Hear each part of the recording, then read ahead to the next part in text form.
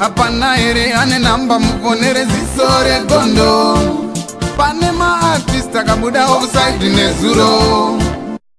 Tiri kurufu rwa Mutukudzi kwakazingiwa kutaurwa naChamisa uyo akazodzeka oti Just Signal anogona kuimba asi zvaanoimba inonsense.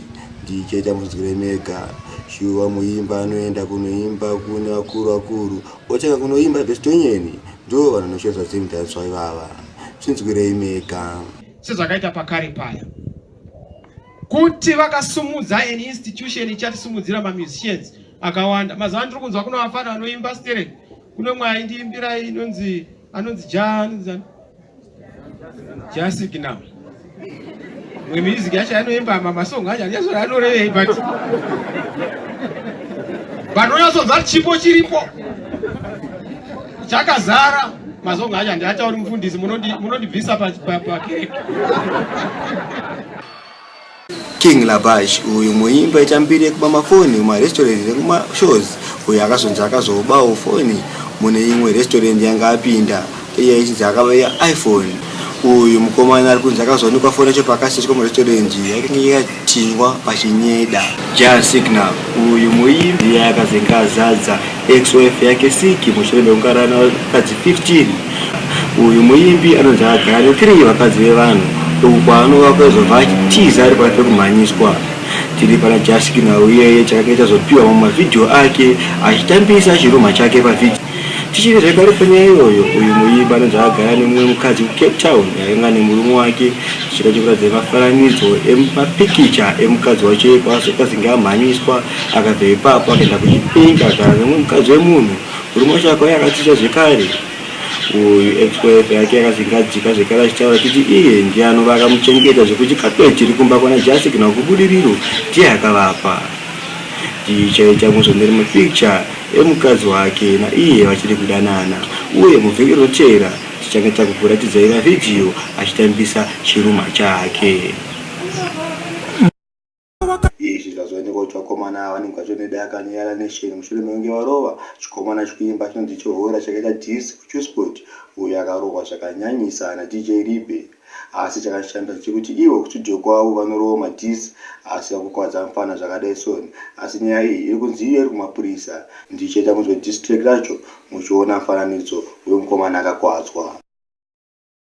Ina hora ndinovatsanya so sendera ngoma ndasendera kafatana vagara pasi pana kuita kunge satani nekuti pamangoma ndine mapatani vaungwe pandinoimba vanondileona andimirire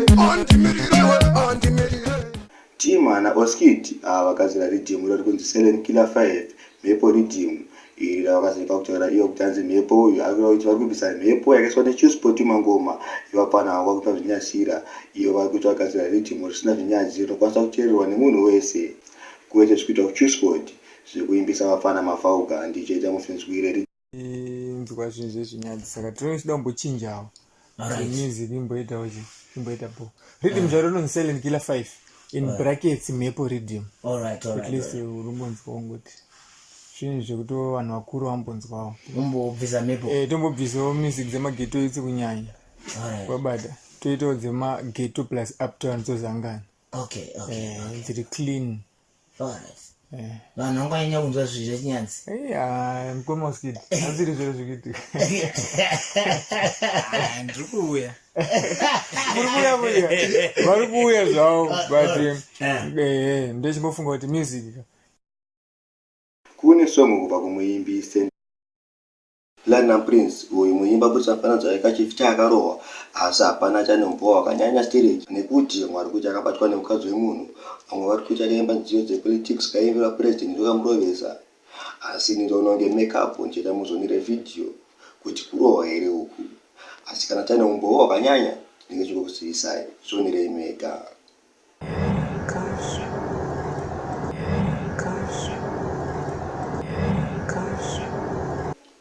Levels uyu producer wekuChusport azolikisirwa machacha ake achitsocha sitonyinyi yemwana vaenda kuSouth Africa anzi uya kuno ndimbotamba nechibinzi uzonoona ana Enzo shuwa murume mukuru akufimba nezita raEnzo munhu wasumudza ndokunoratidza kuti hapana kuri kuendwa. Ndichaita muzonire mega.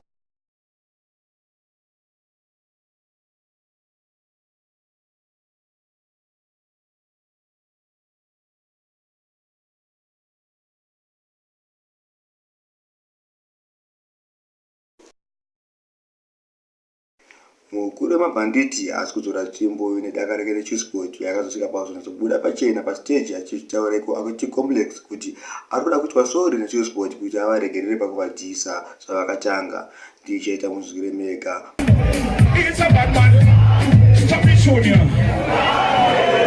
inzwai mabhanditi, chibhanditi changu handitenderere. Chisport yakasaiza silent killer ikabudirira, ikasaiza blot ikabudirira, ikasaiza vamwe vese ikabudirira.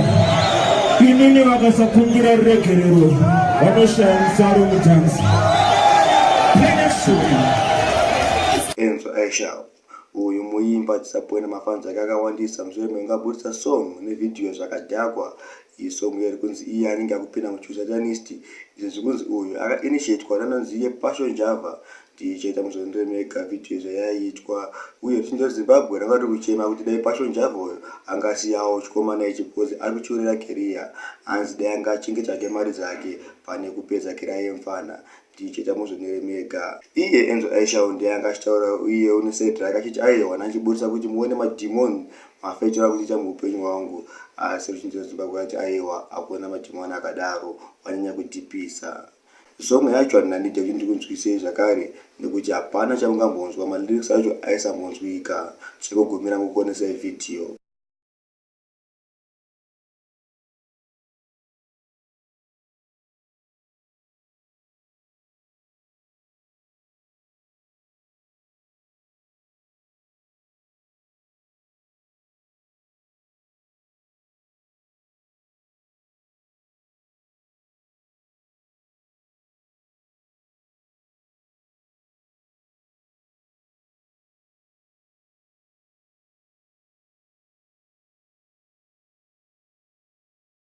Kune shopu yanetsa pagore kunzi Elevate yanetsa netsoka dzakaipa, tsoka dzakanyanyisa dzine nyanyiso.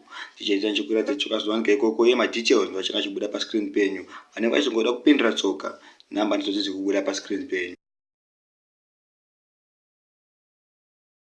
Tosangana muchikamu chinotevera.